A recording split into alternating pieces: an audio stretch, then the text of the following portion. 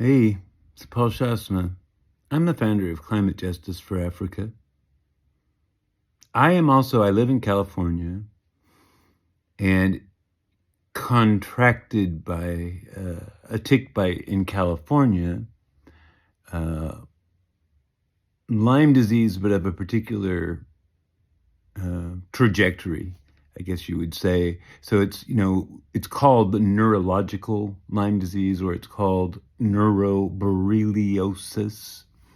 And it's called that because clinicians use that term to distinguish it from the primarily autoimmune rheumatological presentations of the illness, like the very first victims to be identified, who were young children, twisted up like old people, contorted with pain, but twisted up with joints just so swollen, so inflamed, just like the most unrelenting rheumatoid arthritis. And these are kids. That's how my disease introduced itself to the world. But my version of it's quite different. My version of it targets the nervous system. It targets the nervous system that regulates things like organ function, bladder function, for example. I lost mine for a decade to this illness, and I lost it actually specifically because of interruptions in IV antibiotic treatment that was addressing prior symptoms that weren't quite that devastating. That's a real devastating thing to deal with for a decade. I had bladder spasms every day that only pregnant women who have difficult pregnancies really would know anything about. You'd have to have a bad pregnancy to have had these every day. It's not something life on earth asks of people routinely, what I'm going through. For good reason. We wouldn't like it. I don't like it. What I go through on a daily basis, which is just a lot of agony and also just this terrible, terrible seasickness. Sort of funny. It's almost like existential. The existentialists after World War II, they were trying to come to terms with the reality of what the Nazis had done, and not just to Jews. Anybody they felt safe, they felt was, political capital they could spend. So gays, gypsies, anybody that had a slur for a name, anybody that was a pariah in any sense. Those are the cheap seats. When you're planning a Holocaust on a budget, you only have a finite amount of political capital. You're going to do it anyway because the rich told you to. How are you going to do it? Well, you're going to round up people you can get away with killing, get away with brutalizing. So Americans have done two things to life on earth. Regarding Palestine, they've created the monster that is Netanyahu. They've created the monster that is Zionism armed to the teeth. They've created the monster that cheers when American ordnance blows up residential areas, hospitals. Cheer and record it. Fucking A!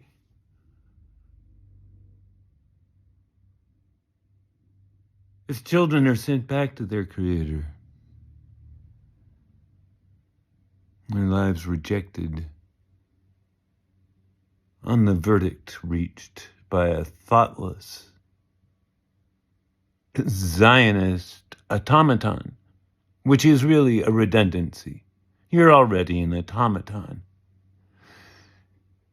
running around with an ideology that's stupid and wrong-headed. For God's sake, the very thing that once made me get shalom tattooed on my arm with the dove of peace, the universality of the story of what Christians call the Old Testament.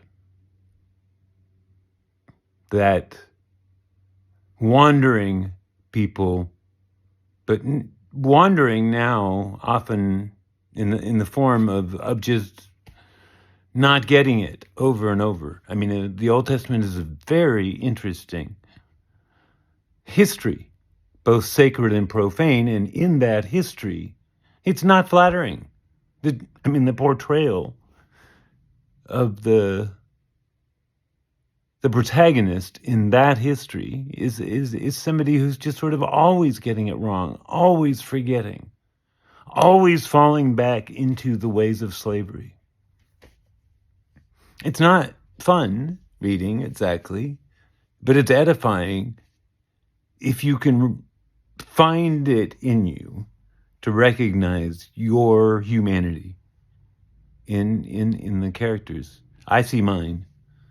I mean, again, it's not where I'd go to see it at its best, my humanity, but I recognize it there. And I recognize in particular this quest for a place where it is possible to be fully human. That's what the Promised Land is.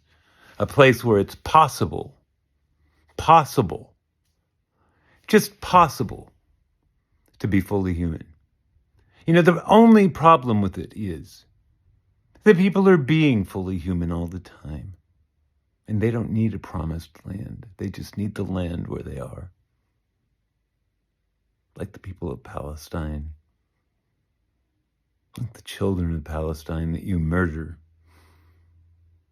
And when I say you, of course, I'm referring, since I am not an Israeli, I wouldn't point a finger.